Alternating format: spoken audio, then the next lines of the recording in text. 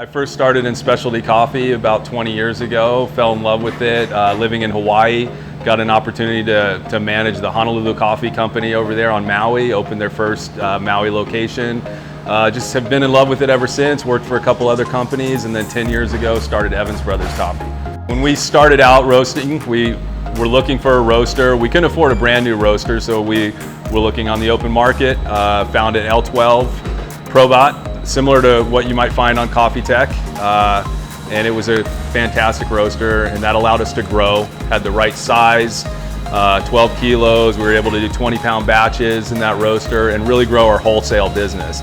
And as we got further along, then we were able to afford to do it, to purchase a new roaster, which is what we have now, a 15-kilo piece. For us, it was important to understand what our business model was. Initially, we were just going to be a wholesale roaster. We wanted room to expand, room to grow. While it's tempting to purchase a smaller roaster, doing wholesale, we wanted to grow. We wanted to sell to grocery, restaurants. We needed a little bit of capacity. A 12-kilo roaster was perfect for that. One of the things that's been important to us from the beginning is having transparency about where our coffee comes from.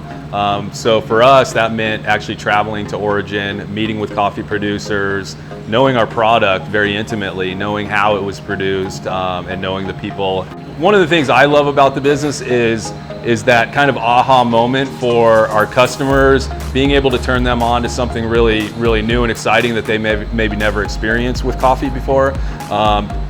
Just preparing them a delicious drink, and then maybe telling them the story from how that beverage got to them, you know, how those beans got to us. I think for us, there's been a lot of hurdles through the 10 years that we've been in business. There's been growing pains. We've, wearing different hats that maybe we weren't comfortable with. I knew that I loved coffee. I knew that I wanted to roast coffee and prepare great coffee, but running a business is a little bit different.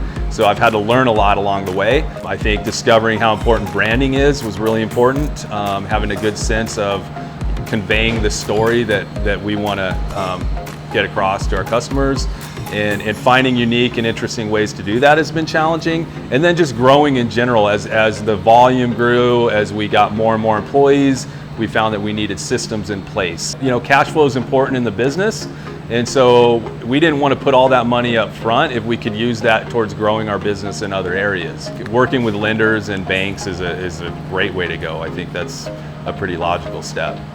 I think we were at a point in our business where we knew we were ready to upgrade. There wasn't a whole lot of apprehension. We had a solid business. We had solid base of customers. We were roasting every day. We knew we were at capacity. We were ready to upgrade and get a new, larger capacity roaster.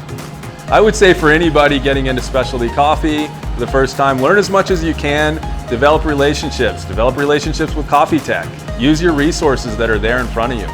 For me, I love what I do. I love coming into work every day. There's a lot of challenges with operating a business, having many employees, but at the end of the day, I can't imagine doing anything else. I love specialty coffee. I love sharing what we do with our communities.